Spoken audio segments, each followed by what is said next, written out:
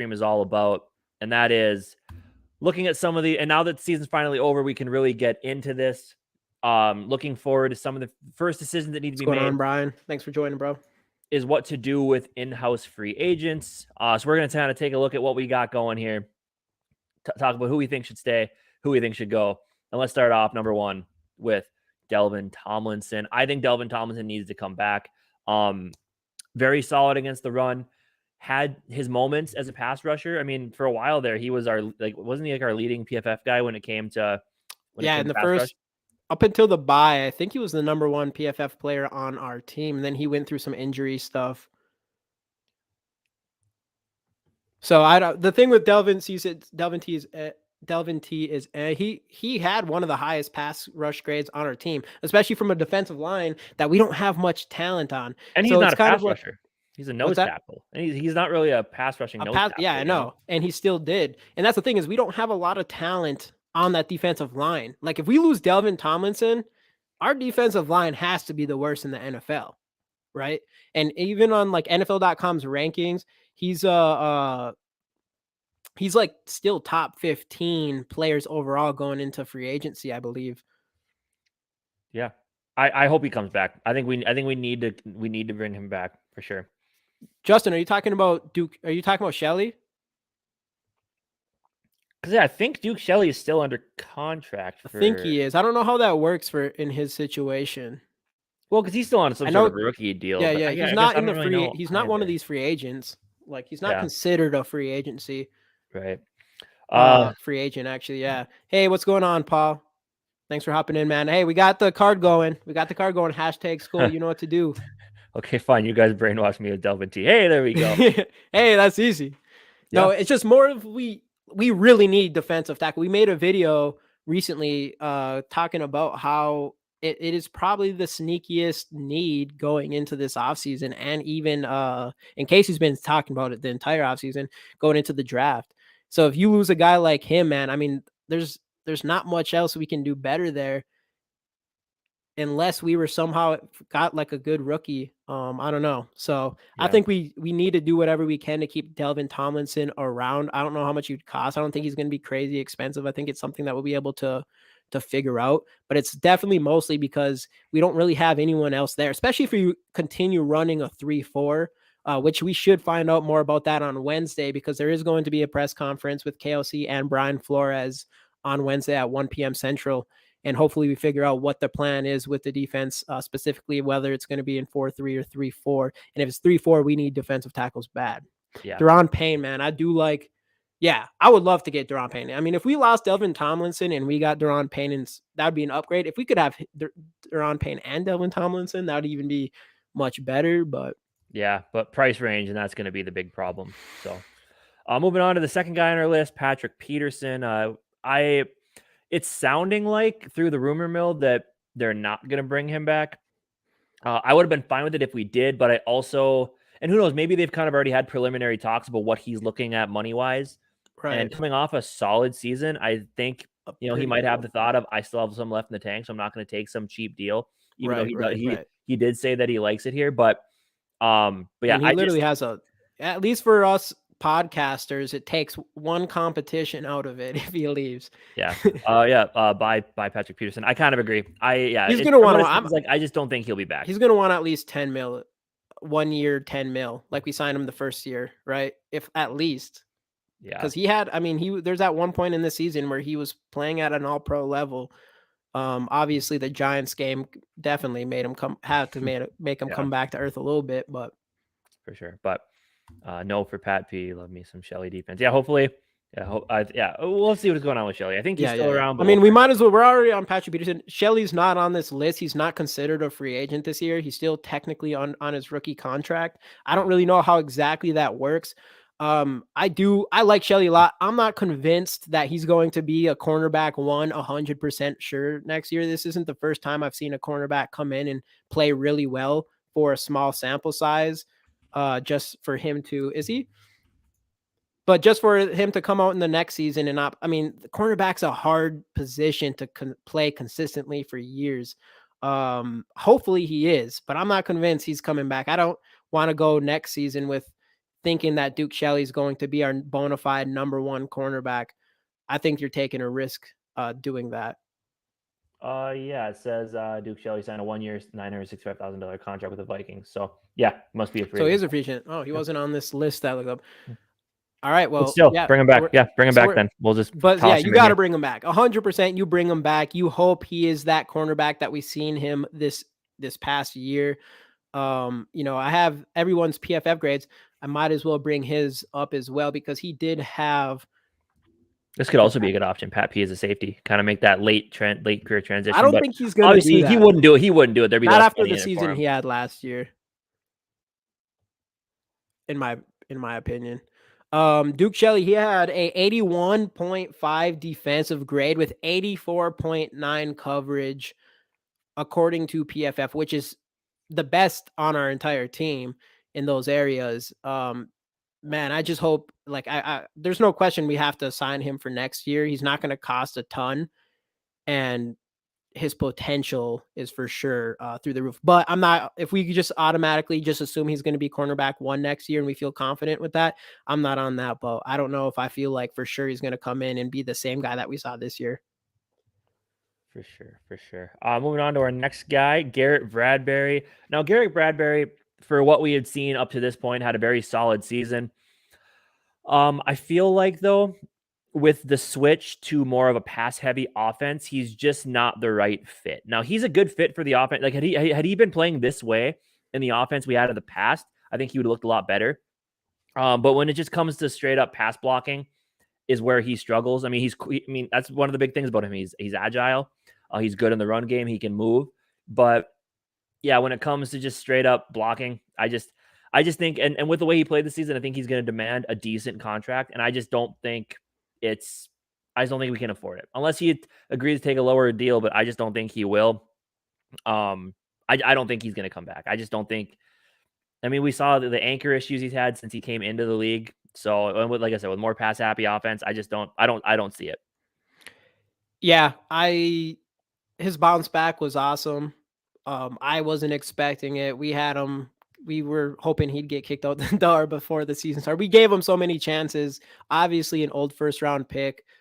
Maybe if there's really no better options out there for center for us, but man, that interior offensive line was still struggling. And he's going to be a big part of that. It wasn't Ezra Cleveland was up and down. Ezra Cleveland had good games. It wasn't just Ingram. Obviously Bradbury was absolutely destroyed in the Giants game. So I'm going to have to agree with Justin there. I'm going to have to say, let him walk. I can't first. And he's going to be asking for, I think what is his expected? Like 8 to 10, somewhere 8 to 10 million. I don't know, man. I don't know if he's that. I think it was like a 3-year, like $18 million deal with $10 million guaranteed or something along those lines, or no less. I can't remember exactly what it was, but no, Bradbury. I'm a huge John Michael Schmidt guy, not just because he's a gopher, but because I think he's got a lot John of Michael Schmidt would be awesome. I don't think we go for center in the first round. In my opinion, we don't have a second rounder, and he's going. Man, his value is skyrocketing. I have a feeling that he'll be going in the maybe around like mid teens before our pick is even up potentially. What about asking John Randall to come out of retirement? I bet you John Randall still has it. The guy's still just, you can tell when he does like the videos for the Vikings, the dude's still got all that frustration. Over is Blacklock and Bullard. I mean, I think John Randall. Yeah, I think we go with John Randall there. Would you trade Cook for Xavier Howard straight up? I don't buy into this whole idea of trading Delvin Cook with that contract. I would easily make that trade, but I don't think they do it. Half of the contract from them instead of just straight up cutting him and get something. But I just don't. I don't think anyone's going to trade for Delvin Cook. It just doesn't make any sense when you know we're going to cut him anyway. I mean, unless you wanted to guarantee you're going to get him, but. And there's not a chance. Like obviously it's a non-zero chance that he gets traded, but I just don't think anybody's going to give up anything for an aging running back who has a bad contract and has the injury concerns that he's had. Yeah, I mean, hopefully we can get something. Xavier Howard, I feel like that's quite the wish. If they offer it, you never know, man. Sure. I mean, you take that shit every time if they do. And Justin did make a video on that trade. Is that what you're talking about, Justin? The trade for Howard. either way, you should go check out his channel, Purple and Gold for Days. Justin's our boy. So go subscribe over there. I think there will be a stupid GM that'll trade for Dalvin Cook. Maybe. I mean, he's coming off of a Pro Bowl season with over 1,000 yards, and in my opinion, I still think he's got it. I think it last season it did look like he lost a step. I still think he can do big things. He's obviously broke out for two 80-yard rushes this year. I think he's still really good. But $14 million is quite a bit for any running back, really. I don't know if Dalvin Cook is worth that kind of cash. So at this point in his career. Yeah. Miami has no running back on contract. Sure, but they'll be able to find a cheaper option, especially with, Tyreek Hill's on their books. But it's a thing though. That's a good example. Is there's going to be a shit ton of free agents, running backs coming into this offseason. So a lot of that will be and it'll be. I think running backs it's weird though. I feel like you might see some higher paid running backs. You're not just going to find a running back like Dalvin Cook. It's not that easy. I don't think you're just going to go find any running back and he's going to be as good as Dalvin Cook. Could you argue that you don't need a running back that good? Yeah, potentially. But I don't think you're going to find one that good. If you want a feature type of running back, I don't think there's tons of Dalvin Cooks out there like that. So there is a chance that there is still teams out there that do like more of that kind of player. And I do think like if the Bills had a guy like Dalvin Cook, I think that would be that would be a huge upgrade for them over Singletary. And I think that would have helped a team like them. I mean, they do sort of have a guay like Dalvin Cook, same DNA, same genes, all that type of stuff. Yeah, everything besides the same skill level yet. I like the bro too. So I think he's done. Unload him, keep Madison. I don't know if Madison wants to, because I think now that he's kind of seen where this offense is going to go, I think he's definitely going to, for sure he's going to go test the market, see what he can get, see what type of position he can get in. I think he'll end up getting somewhat like maybe like a 70-30 snap, 65 whatever snap share. I think he'll get, because he's got the potential, and that's why I think that Greg is saying keep him, because I saw it. I mean, he's one of those guys, he's just going to hit the hole and go. He's not going to try to dance around. Cook would be a 10-4. So that's another good point, is that we would eat a team that trades for Cook. We would eat some of that salary cap. So it's not like they're just going to get a $14 million running back. To the Madison thing, I'm going to skip down to him. We might as well, because we're talking about running backs. 71.3. I'm not on the board. I like Alexander Madison. I don't think he's a Dalvin Cook. I do like having that guy that can just, get his few yards or whatever and doesn't get hit in the backfield and then just falls down or anything like that. But I don't think, if you're going to keep Alexander Madison around, I don't think he's going to be as good as Dalvin Cook. I think Alexander Madison leaves this offseason. What else we got? So we'll come back to him, I guess. Garrett Bradbury, Greg Joseph. So here's my thoughts on Greg Joseph. I think Greg Joseph comes back, but it's a lower money contract. Very little to no guarantees. You bring in, you bring in like an undrafted free agent kicker, sign one off the street, do whatever you have to do, get into training camp or mini camps, OTAs, training camp, let them battle it out and see what Greg Joseph does under pressure. It's almost one of those things where kicking is such a mental game to where it's almost like if you give a kicker a long contract, unless you're a select few kickers in the league, Justin Tucker as an example, like it's almost like they get that level of comfort, and then maybe that's when they start missing kicks. I mean, you kind of noticed it with Blair. Blair Walsh got the big contract, or a contract, started missing some kicks. Yeah. So I think that's it's kind of a shitty way to do things, but I think that's the way you go about it with kickers. Low money deals, not a ton of guarantees, have them win it, because that's just the thing with them. It's like their brain always needs to be in, I can't miss this. I got to be laser focused. I got to hit everything I can. And because it was just almost one of those things where you just weren't. We probably could have, but you weren't going to bring in competition for him mid-season. Mm-hmm.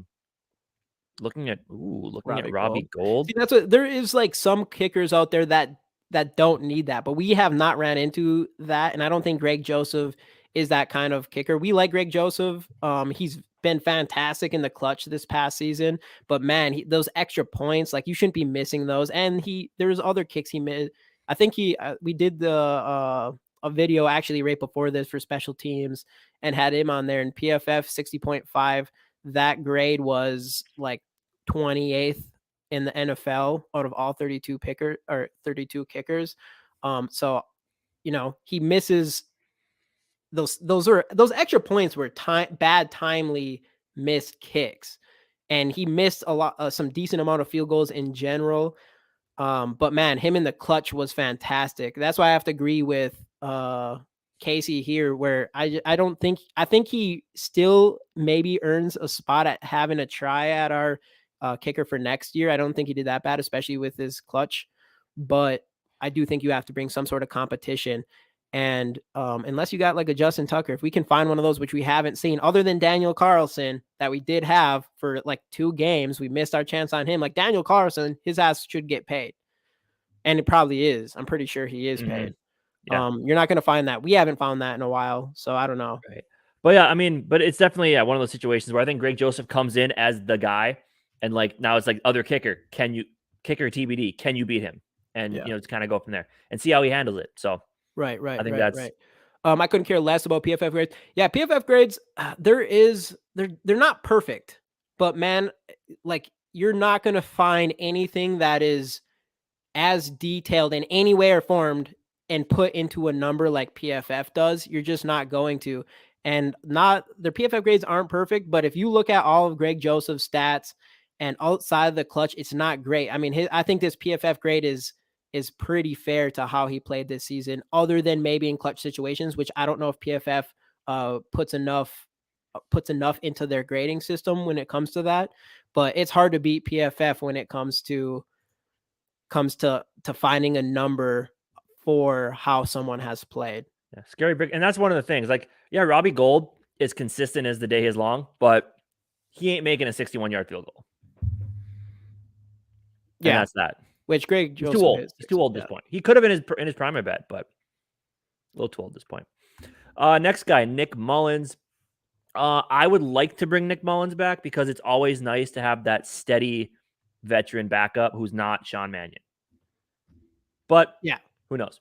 And he will be a backup on a team this year for sure. Like there's no doubt about it. And we didn't get to see a lot of him. Obviously, we saw him a little bit in that last game, and he looked pretty good. We've seen him play. He was a starter for San Francisco for a little while there, and then where he went to Arizona next, I think. Is that where it was? He kind of jumped around. I don't know. He jumped around a little bit, but I mean, we've seen him play. He can, he's a solid player. I like Nick Mullins compared to, the past backup quarterbacks we have. I'm assuming we'd be able to get him on a really good deal. Hopefully, I'm still on board with finding another young quarterback that we can put behind Kirk Cousins. Maybe that doesn't happen this season. I don't know. But for the right price, I definitely feel comfortable bringing Nick Mullins in for backup next year. Mm-hmm, definitely. Shondon Sullivan, I think he's as good as gone. Coming out of Green Bay. Yeah, I mean, there's really not much more to say on him. It wasn't a great season. Should have had 2 touchdowns, but he didn't. Had some good plays, but overall, just probably not worth negotiating with and bringing him back. Yeah, in my opinion, he was the least consistent cornerback on the entire team. Obviously, we didn't get to see much of Andrew Booth, but I don't think we see Chandon Sullivan. How do you pronounce his name? I think it's Shondon Sullivan. No, Shondon Sullivan. I don't think we see him back last season for sure. Yeah, gone. See ya. I agree. We have to find something else for that slot cornerback position, man. We got to change something. I don't know what the plan is. I know Casey's brought up maybe put Andrew Booth there. Someone's brought that up. Maybe put Andrew Booth there. Maybe which could happen. The only thing with him is I just love the way that Andrew Booth, I know we didn't get to see it much, but I love the way Andrew Booth can adjust to the football for interceptions. If you watch his college tape, he does that better than anyone I thought going into the draft last year. And I don't think you're going to see that if he's playing slot cornerback. So that'd be the biggest thing with me and Andrew Booth going into the slot. Yeah. Bandito, thanks for joining. Superb Owl. Yep. Super Bowl. That was a good game. Say no to Mullins, like Cousins players out draft a quarterback. It all and like that. I want to draft all comes into do they like a quarterback in this draft that they feel is worth drafting with very limited picks. Mm-hmm. But again, time will tell. Skol, Greg, Jabam. Can Shell play slot? That's a good question. I mean, he has his. He seems to You'd think be he he'd be the would right for size his for it. height. You'd think slot would be perfect for him, but nobody's really talking about it. His coverage, obviously, he played a lot more outside this year, and he excelled at it. But man, I mean, if you could find a good spot for him in the slot, that'd be. I think that'd be pretty optimal for us, especially because of his height. But who knows, man? I mean, if he's as good as we saw this year and he plays like that next year, you probably are going to want him on the outside, especially with Brian Flores' defense, where the defensive backs are going to have to play cover, one-on-one cover a lot and play on an island. Definitely. Cry Eagles, cry refs coming after everybody. Yeah, we don't. Irv Smith Jr. Oh, Chicago did try him at slot, didn't work out. That's fair. Okay. Harry and Scene at safety, Dancer and Evans, quarterback 1 and 2, Shelley at slot. It'll be interesting. They have a lot of options. They have a lot of young options on that back end of that Though defense. I would say I do like, obviously I like all those players. I like all their players' potential. I am not satisfied going into the season with Dantzler, Evans, cornerback 1 and 2, and Shelley at the slot. I think they all could be really good. Hopefully we'd have to see a big step, but we have not. I didn't see enough from these players for enough time to be like, all right, we're going to be great with putting these guys on an island in a Brian Flores' defense and hoping we succeed. We need someone else. We need at least one other person. And I personally, if that was Patrick Peterson, I'd be cool with that again this year for the right price. Otherwise, hopefully we go and find someone else that we feel confident that can hold that down. But maybe they can do it. I'm hoping they can do it. I'm not convinced for sure they would. Yeah. But Irv Smith, like I know some people think that there could be, if he comes back on a reasonable, like a reasonable deal, like a prove it 1 year deal, he could be a good 1-2 punch at tight end with TJ Hawkinson. I just think it's time to move on for him too. Get him a fresh start somewhere else. See if maybe he can catch on and do something with it. But like he's got the talent. Like everyone thought he's going to be that wide receiver in a tight end body, but with injuries and just not a lot of time on the field, we never got to see it. I think there is potential, but I just don't see it being here. Yeah. Actually, before moving on again, giving away this Justin Jefferson rookie card, #skol in the chat for your chance to win this, giving it away at the end of the show. All we ask is for you to subscribe to the channel, not asking for much. It's free. Irv, not that guy. And then, yeah, let him go. So for me with I Irv, agree. man, I feel a little bit different. I think this guy has a lot of potential still. And the thing with him is he is someone that came into this league as a specialist at the run after the catch, something that we didn't get a chance to see a lot this season. He did drop some balls. I was not impressed. I expected a lot more out of him, but he has something that not a lot of tight ends can in that run after catch, something that we actually saw him utilize a decent amount when Kyle Rudolph was on the other side of him. I still think he has a lot of potential. I have a feeling like if he goes somewhere else, I think he still can end up being a pretty good tight end, depending on the price. If we can get him for a really good deal, I would bring him back and give him one more shot as a tight end too. Just because he has a skill set that's a little bit different than TJ Hawkinson and a lot of other tight ends, I think. Yeah. But too many drops, man. I mean, that's the one thing. We've seen that last year, but I don't know. He came off of like a year of injury. Who knows? And then injury concern, you could say in general, because then he got injured again this season. Yeah. But I personally, for the price, I'd give him one more shot. Yeah. Oh. Yeah. That's how I feel. But it has to be for cheap. A cheap it price. has to be like, pretty cheap. Yeah. Yeah. But we'll see. Next, Alexander Madison. I already talked about him. Chris Boyd. I don't know. He's probably gone. I mean, decent, solid special teamer. Doesn't at one get point in there he was favorite for Pro Bowl special teams at one point in the season. But doesn't get in there on defense much. Not at all, really, anymore. Yeah, so I don't know. I just don't think that they're gonna think it's with. They already have a lot of like good special teamers on the team. He'd be a vet minimum. Right. I just don't know if they're going to find it worthwhile to bring him back. I don't know. We'll see. We'll see what they decide to do. I would say we love his energy. He's like one of those players that brings the energy. Obviously, he's a fan favorite. He's very vocal. and he does play pretty well on special teams, but yeah, maybe. And he was probably overrated on special teams too, to be completely honest. I don't see him back. Maybe at a vet minimum, maybe. But yeah. I don't know. But yeah, they have a lot of interesting decisions to make from a free agent perspective. Obviously players that are still under contract, they have a lot of decisions to make. So it's going to be an interesting offseason. And now that we're finally into the offseason, like officially, not just our offseason, but everybody's offseason. Right. And what is it, about a month until the new league year starts? I think like end of March, middle of March, end of March, something like that. Yeah, I'm excited to see what we're going to do. And I mean, obviously we need to clear cap space. So things are going to start happening, and they're going to start happening fast. We bringing back Harrison. I think out of all the guys, out of all the aging defensive players on the team, I think he's the most likely to